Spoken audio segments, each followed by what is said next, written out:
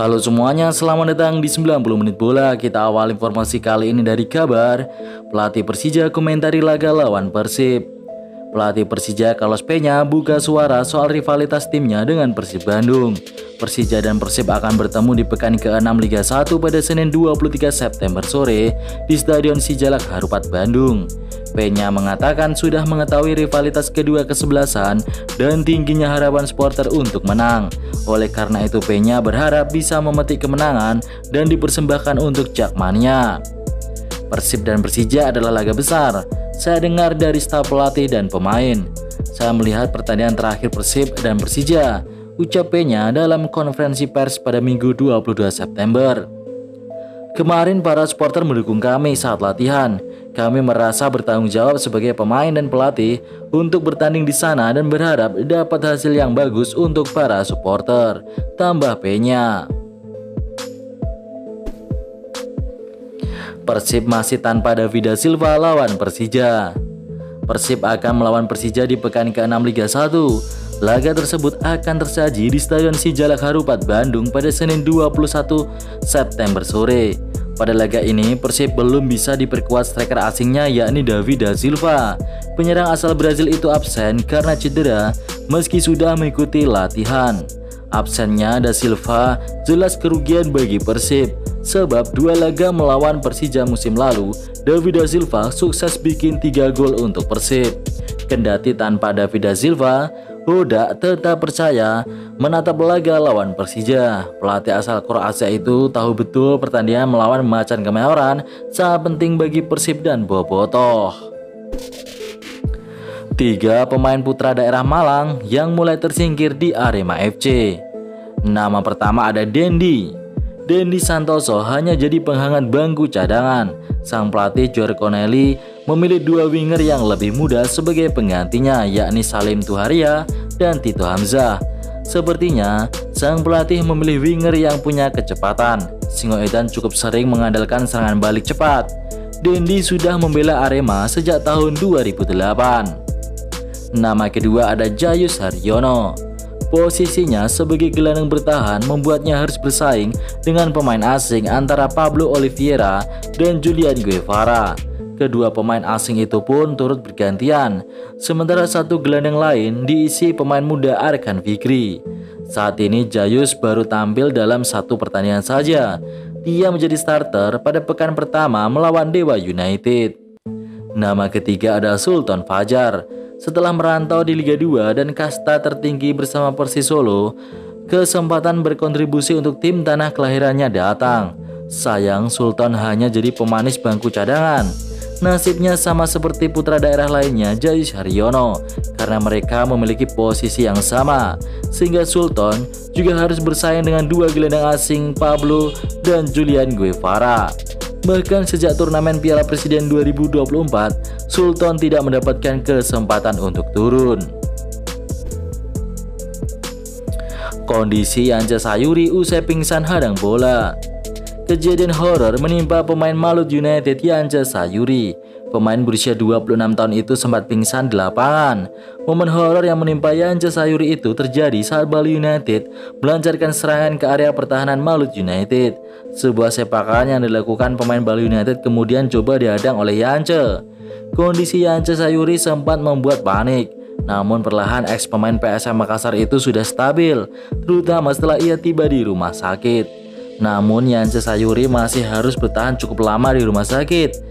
Bantul, pemain yang sempat membela timnas Indonesia itu harus melakukan serangkaian pemeriksaan terlebih dahulu. Cetak 2 gol, Hoki Caraka dapat pujian dari pelatih timnas. Pelatih striker timnas Indonesia Yom Kek-hyun memberikan pujian kepada penampilan penyerang muda PSS Sleman Hoki Caraka. Pemain berusia 20 tahun itu yang baru saja pecah telur di BRI Liga 1 dan langsung membuat 2 gol. Hoki menjadi pahlawan kemenangan tim berjuluk Super Elang Jawa. PSS Sleman mengejar tamunya Arema FC dengan skor 3-1 di Stadion Manahan, Kota Solo, Jawa Tengah. Kamu keren sekali hari ini Hoki, tulis Hyom Kek-hyun dalam kolom komentar unggahan akun Instagram Hoki Caraka pada Sabtu 21 September. Selain Jong Ki-hoon, sejumlah punggawa timnas Indonesia juga turut meninggalkan komentar bernada positif di postingan tersebut. Sebut saja Calvin Verdong, Ragnar Ortmangun, Witan Sulaiman, Egy Maulana Fikri, Jait Ses hingga Nathan Joaon. Hasil dari Liga 1 PSPS Biak versus Persebaya.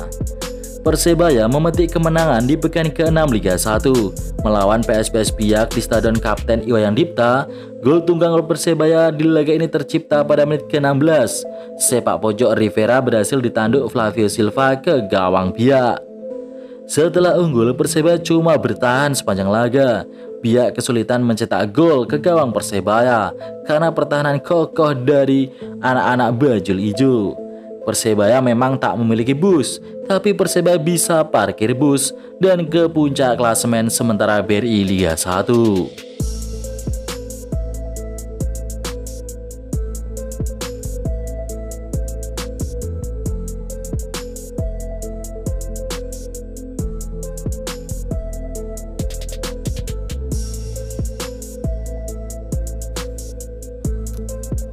Cak Dik, kiper cadangan Persebaya yang berkelas. Salah satu faktor Persebaya Surabaya bisa menang lawan PSPS Biak adalah penampilan apik dari Andika Ramadhani. Penjaga gawang asli Surabaya itu jatuh bangun mengamankan gawang Persebaya dari gempuran lini depan PSPS Biak. Total ia membekukan 7 penyelamatan yang membuat gawang Persebaya clean sheet. Gol babak pertama Flavio Silva pun bisa dipertahankan untuk membawa pulang 3 poin. Cak Dik, demikian Andika akrab disapa, mengaku puas dengan penampilannya malam ini. Kemenangan itu menjadi kemenangan keempat beruntun Persebaya, kemenangan kelima musim ini, plus sekali draw dari 6 laga pertama Liga 1, alias belum terkalahkan. Max Hilgers cetak assist, FC Twente hajar 05 Almere City. Almere City yang diperkuat Tom Haye dikalahkan FC Twente yang dibela Max Hilgers dalam laga pekan ke-6 Liga Belanda di Janmar Stadion pada Minggu 22 September malam. Skor akhirnya 0-5. Walau bermain di kandang, Almere City bermain tidak memukau. Mereka kalah dalam penguasaan bola meski memiliki total jumlah tembakan yang sama dengan FC Twente, yakni 16 kali. Hilgers menyumbang assist untuk gol Salah Edine. Secara keseluruhan, menurut catatan WhoScore, bek 23 tahun itu bermain apik dengan mencatatkan 1 umpan kunci, 2 kemenangan duel udara, dan 5 sapuan.